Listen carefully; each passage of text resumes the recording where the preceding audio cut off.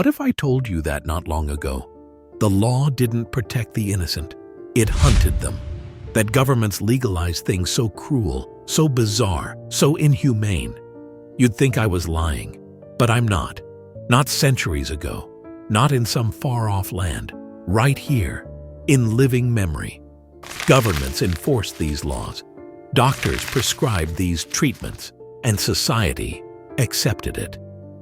This isn't a history lesson from the distant past, it's a reckoning, a countdown of 10 things that were 100% legal, not in the dark ages, but shockingly recent. The 10 shocking legal horrors they don't teach you. Doctors once recommended cigarettes. There was a time when doctors didn't warn you about cigarettes. They recommended them. That line wasn't satire. It was a national campaign, approved, printed, and everywhere. Camel, a major American cigarette brand, boasted a smooth blend of Turkish and Virginia tobacco, and an even smoother manipulation of the truth. Medical journals ran studies claiming cigarettes soothed sore throats and posed minimal health risks. But who paid for those studies? Tobacco companies. They weren't confused. They weren't guessing. They knew it was deadly. In private memos, they called smokers nicotine slaves, and they started young. In the 1930s, candy cigarettes made smoking look fun, cool, normal. Even some children's cough syrups, yes, actual medicine for children, contained nicotine. The first U.S. government warning didn't come until 1964. By then, hundreds of thousands were already dead. Science was bought. Children were groomed. And the doctors? They lit the match. Heroin for babies. Before baby monitors, before Tylenol, there was Mrs. Winslow's soothing syrup. Sold in drugstores across America, it promised to quiet crying babies. Why did it work? Because it was laced with morphine. 1 teaspoon could stop the crying and stop a heartbeat. Yet companies called it perfectly harmless, and it wasn't just morphine. Some formulas contained heroin, yes, actual heroin, recommended by doctors for colic, teething, even mild fevers. From the 1850s to early 1900s, thousands of infant deaths were linked to these concoctions, but no official records were kept. We'll never know the true number. Tiny caskets piled up, unnoticed.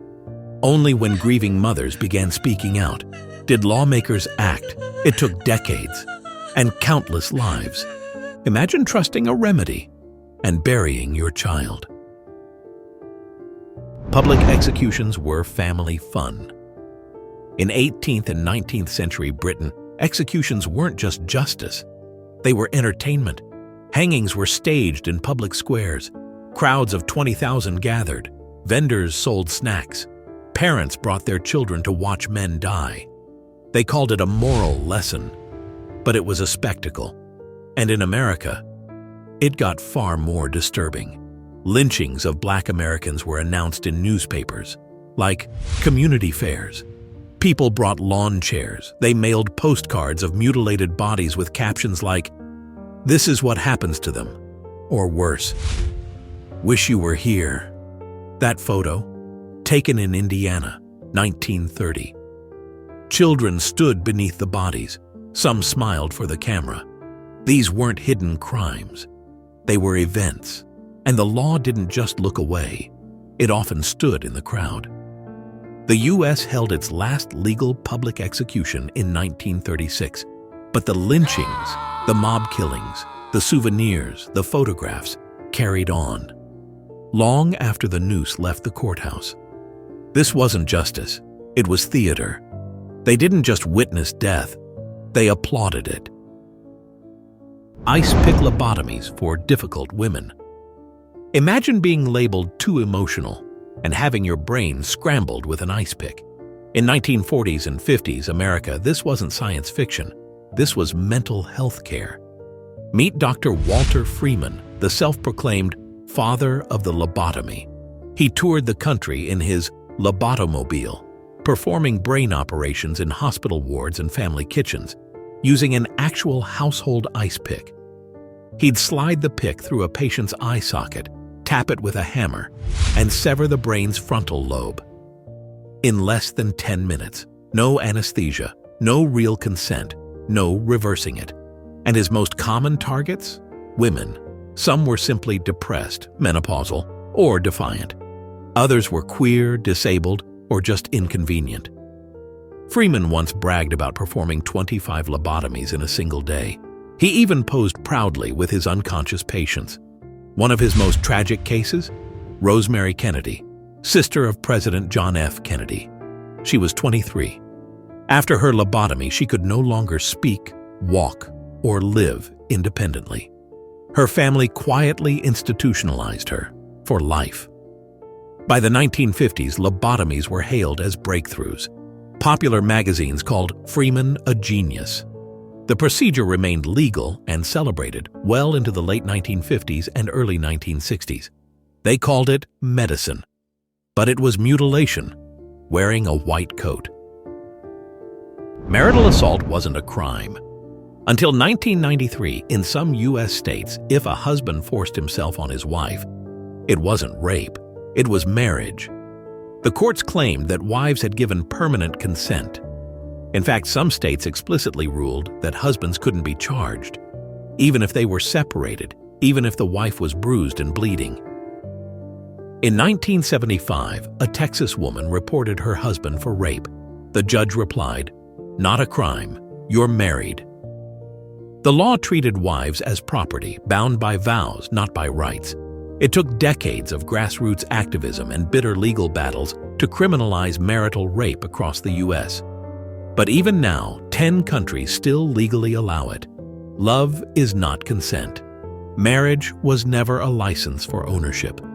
But for far too long, the law insisted otherwise. U.S. eugenics and forced sterilization. Between 1907 and the 1970s, more than 60,000 Americans were sterilized, against their will, labeled feeble-minded and unfit or immoral. But most were simply poor, disabled, or people of color, targeted not by science, but by prejudice. Carrie Buck, age 17, raped by her foster cousin, blamed, institutionalized, sterilized.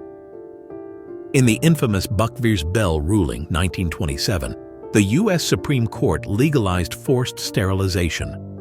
Justice Oliver Wendell Holmes wrote, "3 generations of imbeciles are enough." This wasn't just Virginia, California, North Carolina, Oregon. Many states ran massive sterilization campaigns. And even into the 1970s, Latina women in Los Angeles hospitals were sterilized during childbirth, often without being told. These weren't rogue doctors.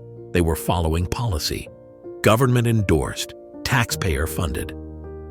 Some of these laws stayed on the books until the early 2000s. Child marriage at age 7. In 1937, a 9-year-old girl in Tennessee married a 22-year-old man. Legally? How? Because there was no minimum marriage age. And today, unbelievably, many U.S. states still don't have one. Since the year 2000, over 300,000 children have been legally married in America, some as young as 10. Nearly all were girls. Many were married to adult men, 2, 3, even 4 times their age. In countless cases, these marriages protected abusers, because once married, charges of rape disappeared.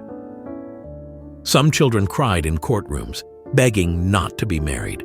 But if a parent consented and a judge agreed, it was legal. As of today, 7 U.S. states have no minimum age at all. Just a loophole, parental or judicial permission. And this isn't rare. It happens hundreds of times every year, in quiet towns, in major cities, behind courthouse doors. It's not ancient history, it's now. Human zoos. In the early 20th century, racism wasn't just systemic, it was spectacle. Across Europe and the U.S., people of color were caged and displayed like animals, placed beside apes, trapped behind fences, or arranged on platforms, marketed as live anthropology for curious paying crowds. This is Ota Benga, kidnapped from the Congo, locked in the Bronx Zoo, caged with monkeys. When he begged to go home, they broke his teeth to make him look more savage. At the 1904 St. Louis World's Fair, over 18 million visitors came to gawk at Filipino tribes, forced to reenact tribal life under guard, like human exhibits. Children stared, photographers posed them, scientists took notes. In Paris, African villages remained tourist attractions in public parks well into the 1950s. And the last known human zoo? Belgium, 1958. Not ancient history, living memory. They called it education. They claimed it was science, but it was supremacy, brazen, brutal, and proudly displayed in daylight. It wasn't anthropology, it was dehumanization with a ticket price. Cash bounties on native children. Genocide in early America wasn't just unofficial, it was incentivized. In the 1700s and 1800s, colonial and U.S. governments offered cash for Native American scalps, men, women, and children. In 1756, Pennsylvania's governor offered 130 pounds for the scalp of a native boy. That's about $15,000 in today's money, paid for the death of a child. These weren't lone vigilantes. They were hired killers, armed and paid by the state. We hear stories about the Wild West, but not about scalp laws, not about children hunted like game, not about genocide made legal with pen and parchment. This wasn't just allowed, it was orchestrated, an official part of America's founding story. U.S. soldiers took human remains as trophies. During the Philippine-American War, 1899 to 1902, U.S. troops weren't just fighting rebels, they were collecting skulls. Soldiers wrote home about finding good heads to ship back. Some boiled skulls clean. Others mailed jawbones to girlfriends as keepsakes. A few even ended up in the Smithsonian. Photos show grinning soldiers, arms draped around mutilated corpses, posing, skulls on stakes, bones as souvenirs, not hidden, not ashamed, documented, displayed, and celebrated. These weren't isolated acts. They were routine, a grotesque blend of racism, empire, and pride. And the most horrifying part? Nothing happened, no charges, no shame. The bones were cataloged, shelved, and forgotten. For over 100 years, they sat in museum drawers, labeled as ethnographic specimens, stripped of identity, stripped of dignity. It wasn't until the 2020s that institutions quietly began returning remains to the Philippines, a century too late. Artifacts of conquest, evidence of atrocity, and a brutal truth most Americans never learned in school. History doesn't repeat itself, but it rhymes. What's legal today might be tomorrow's shame. So the next time someone says, "That's just how it was back then," ask them, what's happening right now that we might regret tomorrow? Because history was never clean. History was wild. And we've got the receipts, people. Oh yeah, the past must be crazy.